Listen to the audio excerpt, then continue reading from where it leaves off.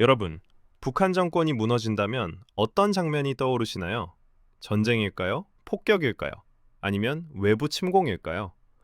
하지만 북한 전문가들이 공통적으로 말하는 건 전쟁은 가장 가능성이 낮은 시나리오라는 겁니다.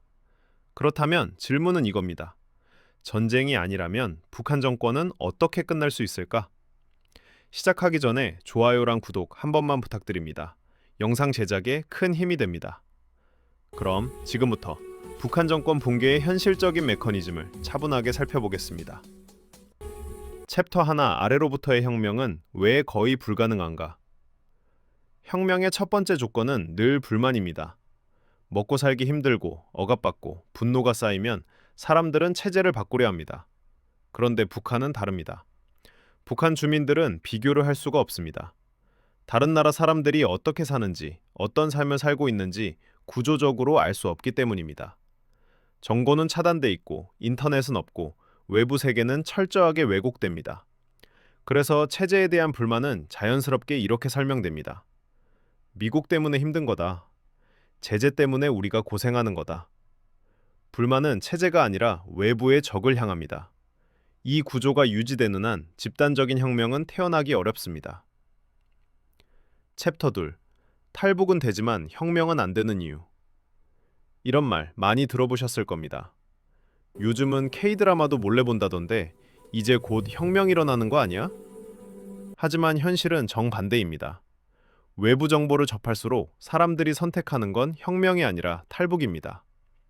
이유는 간단합니다.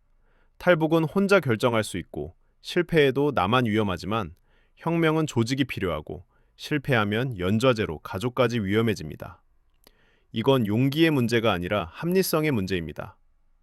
쥐가 궁지에 몰리면 고양이를 문다고 하죠. 그런데 도망갈 구멍이 있다면 굳이 물 필요가 있을까요? 북한 주민들에게 탈북은 빠져나갈 수 있는 구멍입니다.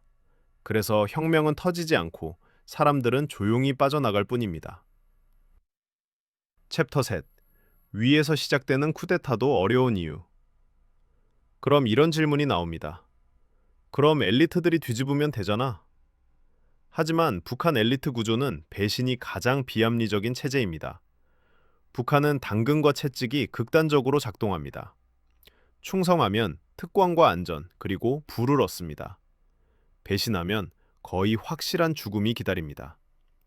게다가 엘리트일수록 감시는 더 촘촘합니다. 서로를 감시하고, 서로를 견제하고, 서로를 의심합니다. 이 구조에서 누가 먼저 칼을 들 수 있을까요? 개인의 입장에서 보면 선택지는 이미 정해져 있습니다. 체제를 지키는 게 나와 내 가족이 사는 길이다. 그래서 엘리트 쿠데타 역시 현실성은 매우 낮습니다. 챕터 넷. 전문가들이 꼽는 유일한 현실 변수. 그렇다면 남은 가능성은 하나입니다. 최고 지도자의 갑작스러운 사망. 북한 체제는 제도가 아니라 사람에 의해 유지됩니다. 김정은 개인에게 권력이 극단적으로 집중돼 있습니다. 그래서 김정은이 준비되지 않은 상태에서 갑자기 사망할 경우 그 순간부터 체제는 균열을 맞게 됩니다. 김정은의 건강을 둘러싼 이야기가 계속 나오는 이유도 여기에 있습니다. 가족력, 생활 습관, 그리고 잦은 잠행. 이 모든 요소는 권력 공백 가능성을 키우는 변수입니다. 챕터 5. 김주애와 김여정, 왜 이렇게 빨리 등장했을까? 최근 가장 상징적인 장면, 바로 김주애의 공개 등장입니다. 아직 어린 나이에 미사일 시험 현장에 등장했습니다. 이건 단순한 가족 공개가 아닙니다. 북한에서 핵과 미사일은 체제 생존의 상징입니다. 그 자리에 딸을 데려갔다는 건 이런 메시지입니다. 이 체제는 다음 세대까지 이어진다. 하지만 동시에 이건 불안의 신호이기도 합니다. 시간이 충분했다면 이렇게 서둘 필요가 없기 때문입니다. 챕터 6. 김여정의 진짜 역할. 여기서 중요한 인물이 하나 더 있습니다. 바로 김여정입니다. 김여정은 왕자를 노리는 인물이 아니라 왕자를 지키는 방패에 가깝습니다. 김정은과 같은 모계 혈통, 강경 발언을 전담하는 역할, 숙청과 통제의 얼굴. 쉽게 말해 나쁜 역할을 대신해주는 존재입니다. 만약 김정은이 갑자기 쓰러지게 된다면 김주애가 성장할 때까지 혼란을 막고 내부를 통제할 수 있는 인물. 그 역할을 할 수 있는 거의 유일한 인물이 김여정입니다. 에필로그. 북한 정권은 왜 쉽게 무너지지 않는가? 정리해 보겠습니다. 민중혁명은 거의 불가능합니다. 엘리트 쿠데타도 극도로 어렵습니다. 가장 현실적인 변수는 권력 공백입니다. 하지만 중요한 건 이겁니다. 북한 정권이 흔들린다고 해서 곧바로 민주화나 해방이 오는 건 아닙니다.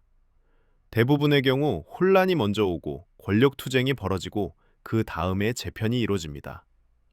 그래서 북한의 미래를 묻는 질문은 이렇게 바뀌어야 합니다.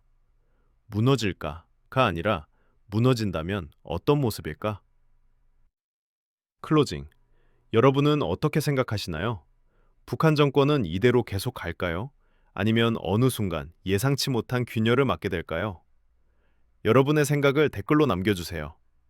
지금까지 요즘 꼭 알아야 할 이슈를 한 권으로 읽어드리는 이슈 한 권이었습니다.